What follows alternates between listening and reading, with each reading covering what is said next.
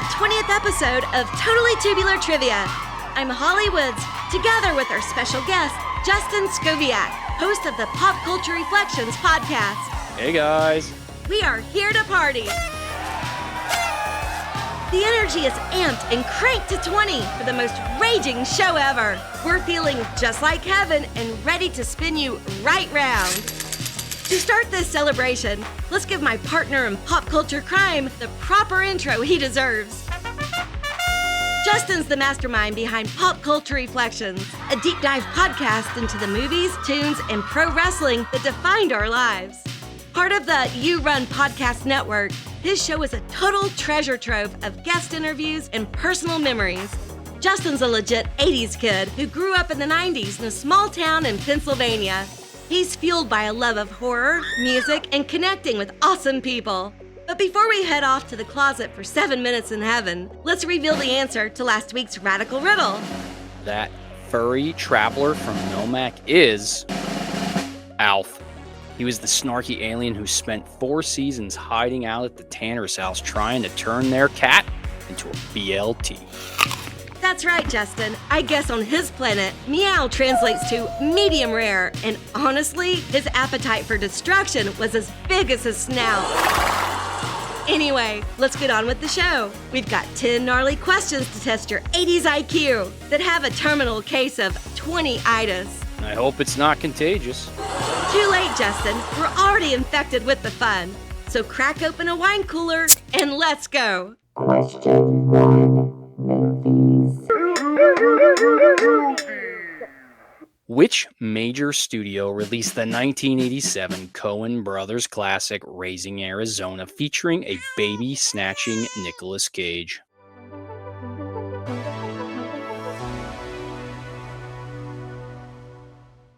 The answer is 20th Century Fox. Those iconic searchlights and the animated logo meant you were in for a cinematic treat, from Star Wars to this high-stakes baby heist.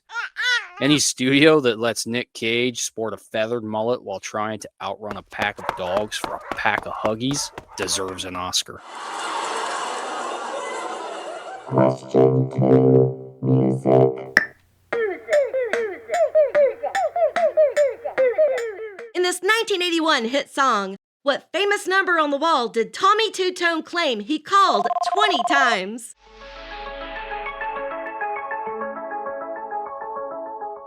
The answer is 8675309.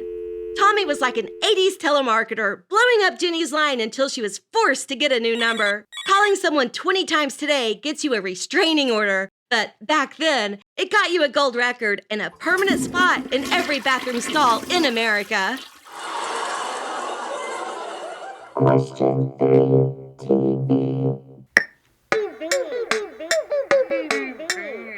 In 1983, which long-running sci-fi show celebrated its 20th anniversary with the crossover event, The Five Doctors?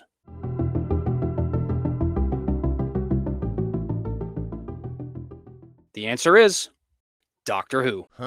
This landmark episode crammed multiple versions of the Doctor into one story. It turned time travel into an excuse to throw a party with yourself several times over. It was a cosmic family reunion where everyone wore different outfits but shared the same habit of saving the universe. Question 4. Fashion.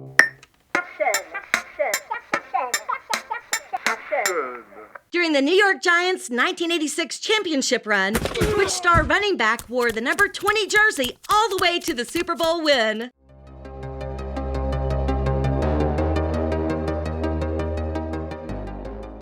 The answer is Joe Morris. Joe was like a tiny powerhouse who spent the mid-'80s turning opposing defenses into human speed bumps. Every kid in the suburbs had a number 20 jersey, making it the must-have fashion accessory for any street football game. Question 5. Pop culture.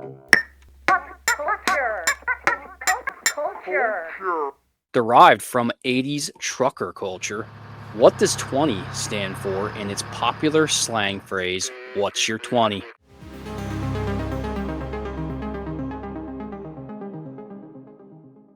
The answer is location. Thanks to the CB radio craze, everyone from truckers to mall rats was using 1020 to find their friends. Hey! A trip to the arcade turned into a tactical extraction, quite like announcing on your walkie-talkies, "This is Midnight Rider, what's your 20? Hello? I'm currently stationed at the bike rack behind the 7-Eleven.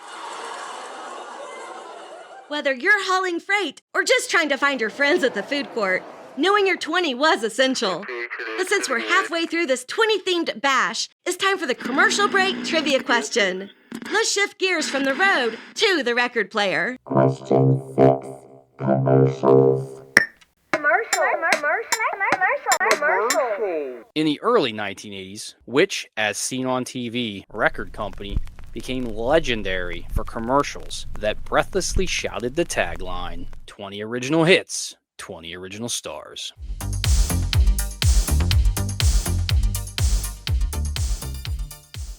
The answer is K-Tel. To fit all 20 songs onto a single vinyl record, K-Tel had to physically squeeze the grooves together and often edited the songs down to be shorter. This made the records noticeably quieter and earned them a reputation for thin sound. This worked out for the teenager who had a desperate need to hear the Go-Go's without having to listen to a full guitar solo. Question 7. Food.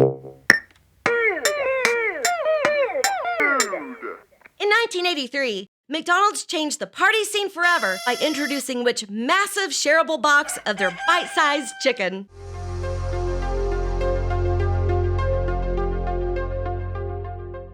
The answer is the 20-piece McNuggets. This box was the raddest refreshment at any 80s sleepover.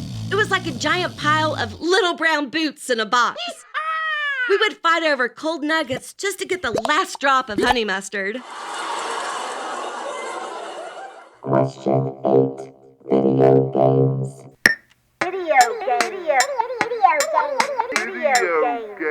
Which 1981 home computer whose name ended in 20 became the first machine in history to sell 1 million units?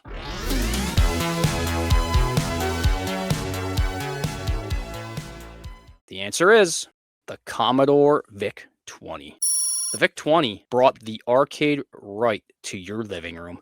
The graphics were just a bunch of chunky dancing blocks, but we didn't care. No! You really haven't lived until you've earned a permanent carpet burn on your butt from an all-nighter with that thing. Question 9. Toys. During the Satanic Panic, parents were terrified that kids were summoning demons while rolling a 20-sided die in which basement game? The answer is Dungeons and Dragons. Rolling a natural 20 didn't mean you won the fight. It meant your mom might toss your character sheets because she thought you were summoning actual demons.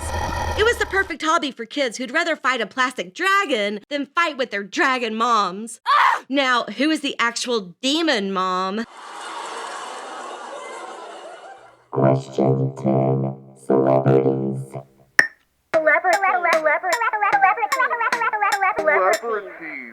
Which Boston accented journalist spent the 80s asking the big questions as the co-anchor on the news magazine show 2020?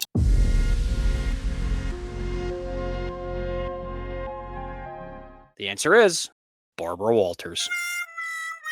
Barbara turned Friday nights into a total interrogation. She could make the toughest action stars sob on camera while her hair stayed perfectly feathered and unbothered. She was the queen of getting people to spill secrets they definitely should have kept to themselves. Thanks for chilling out, Justin.